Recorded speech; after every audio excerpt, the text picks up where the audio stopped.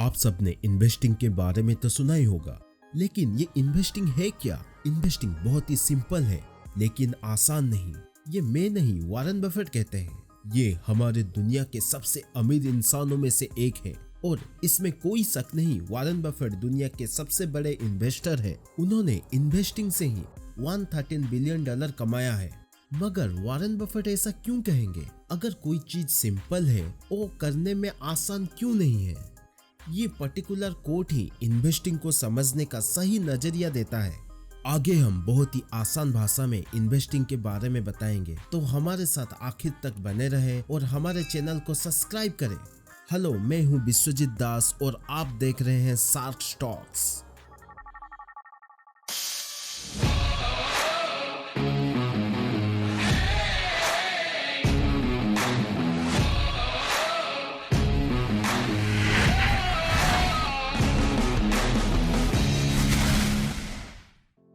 अभी मैं इन्वेस्टिंग को बहुत अच्छे तरह से समझने के लिए मेरे बचपन का एक एग्जाम्पल समझाता हूँ। आप सब भी इस एग्जाम्पल को रिलेट कर पाएंगे क्योंकि आपके साथ भी बचपन में ऐसा कुछ हुआ होगा।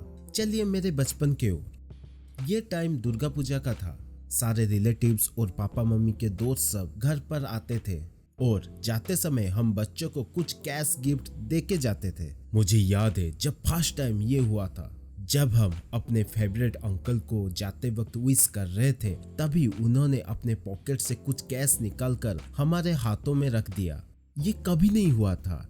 ये हमारे लिए बहुत नया बात था।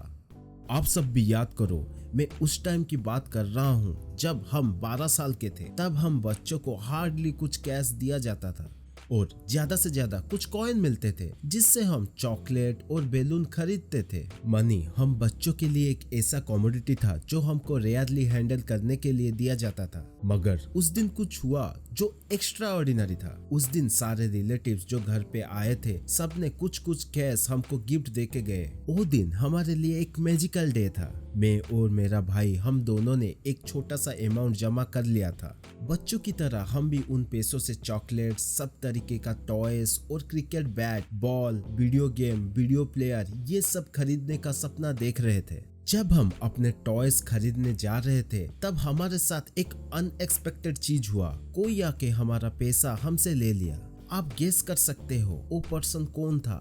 नहीं, वो कोई हमारा बदमाश पड़ोसी नहीं था। वो हमारी प्यारी मॉम थी। मगर हमारी मॉम थोड़ा नरम दिल की भी थी, तो उन्होंने हमारे सारे पैसे नहीं लिए। कुछ पैसे हमारे लिए भी छोड़ दिए और बाकी सब पैसे उन्होंने पर्स में डालकर पर्स को लॉकर में रख दिया।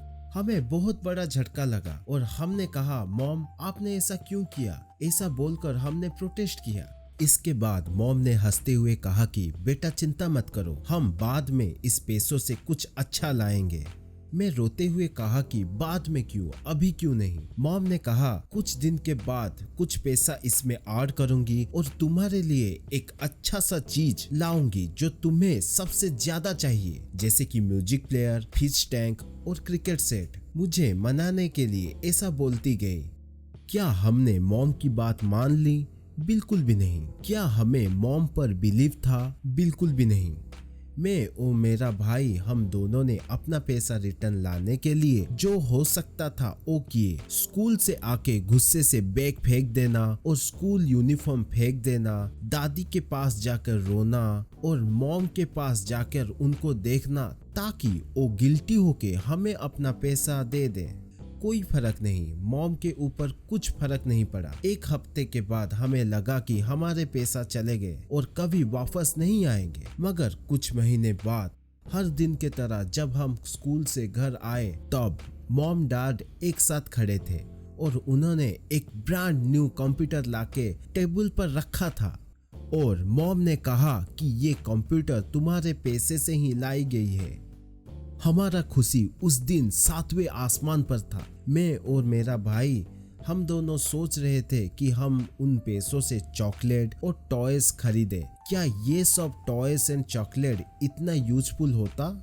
ये इंसिडेंट कुछ कम या ज्यादा कैप्चर करता है कि इन्वेस्टिंग में सब सिंपल है मगर डिफिकल्ट है। कुछ पैसा रखकर मॉम को बाकी का पैसा दे देना एक सिंपल काम था, लेकिन पेशेंस के साथ वेट करना डिफिकल्ट होता है।